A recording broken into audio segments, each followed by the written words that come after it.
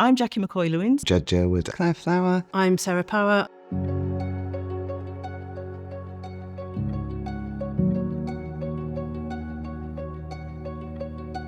I'm an art psychotherapist. I've recently left my previous role as a course leader and I've moved more into a different role now in consultancy work with various organisations.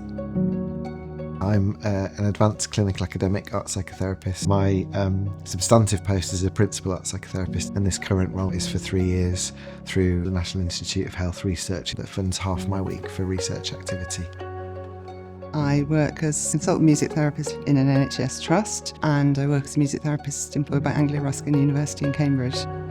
I'm a drama therapist. I currently work in the NHS. I also do some private practice. To be a psychotherapist in general, in whatever creative modality, I think adaptability now is the way to go. We don't always go into a role that is called art psychotherapist. It's adapting to whatever these titles are, but also, where possible, job creation and making those into art psychotherapy specific roles where we can. My current role wasn't actually advertising for a drama therapist or arts therapist. It is about being confident, about seeing a post and going, actually, I possess all those skills. It's being bold enough to make contact, speak to someone. If you can do that, you can create stuff for yourself. I'm really fortunate to be in a consultant music therapy post. It has clinical practice, leadership within the team and the therapies. It has research and service development, and it has education and training, and ways of keeping all of those elements connected together is what I'm really enjoying. I think that we can't just continue as practitioners in arts therapies unless we're also curious about that practice. I was 35 when I trained, so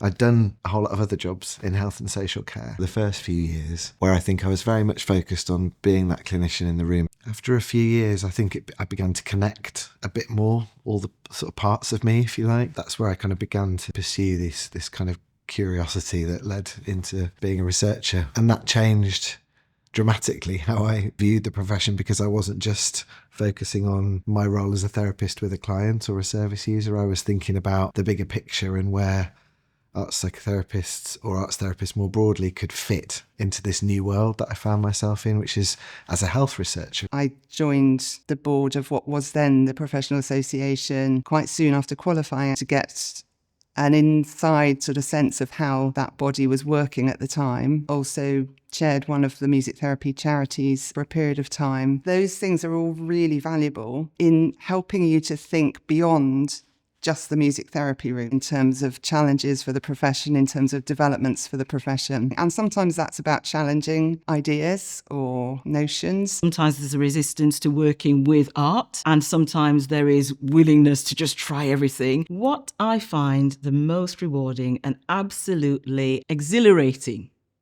bit of the work I'm doing now is the fact that there is variety. The diversity of clients I'm working with, and that's across the board. That's cultural diversity, that's intellectual diversity, that's hierarchical diversity within an organisation. I love that variety. It could be any type of organisation, and they're not always creatives. There's quite often some preliminary work that needs to be done to get people to the level or to the stage where they're open to explore their own mental health and well-being through these creative methods. I think I've had to really think about drama therapy, not just as a therapy session, but actually a way of working, an approach. It opens up just how many other spaces drama therapy can be used. We can bring a lot to health research as arts therapists. The way that we think and the way that we're trained has a lot to offer. The kind of problem solving that you do as a researcher, using lots of co-production methods. We have a skill set to do that work in a way that seems to help people feel included and that they can be part of designing and delivering research as well as being a participant in it. It is a privilege, we get to work every day in a creative way, and we get to support others through their difficulties with creativity. We get to inspire someone and get them or help them to realise that there is creativity within all of us. But having said all of that, I think it's really vital that when we are training, we consider the fact that we may also need to be creative in the way that we view our future and our careers. My through lines that I will not deviate from, my music, my visual art, my psychotherapy, that's who I am.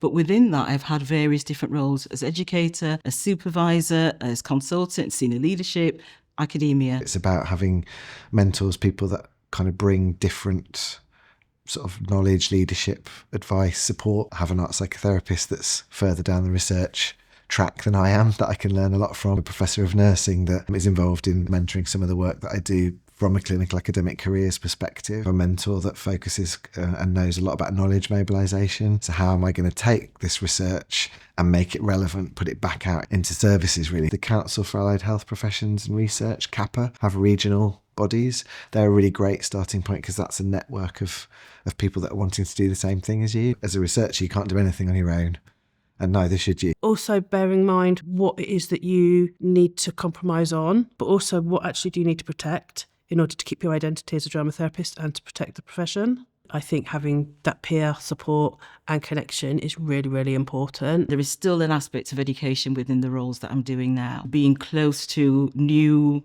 inspired, inquiring minds is the fact that we, as educators, are always learning. I think it's one of the reasons that I will never step too far away from training in some way. If you want to shape the direction of future psychotherapists and the training that's there, fascinating role. The core skills of being a music therapist, with all that listening, with all that attention, with all that relational work, it isn't only about what happens in the music therapy room. I think more and more now that a lot of my attention in my work is on the trainees who are going to be the ones taking work on, thinking about not just my career now, not just what I do, but how do we use what I can do, both for other individuals, for services, for the profession, for the arts therapies more broadly. Be confident about the fact that we are psychotherapists, we love our role, and if they don't know what we do, can we educate, can we inform, can we do a session, can we do a training? Some great opportunities out there that we haven't explored yet, and that could lead to job creation for our professions.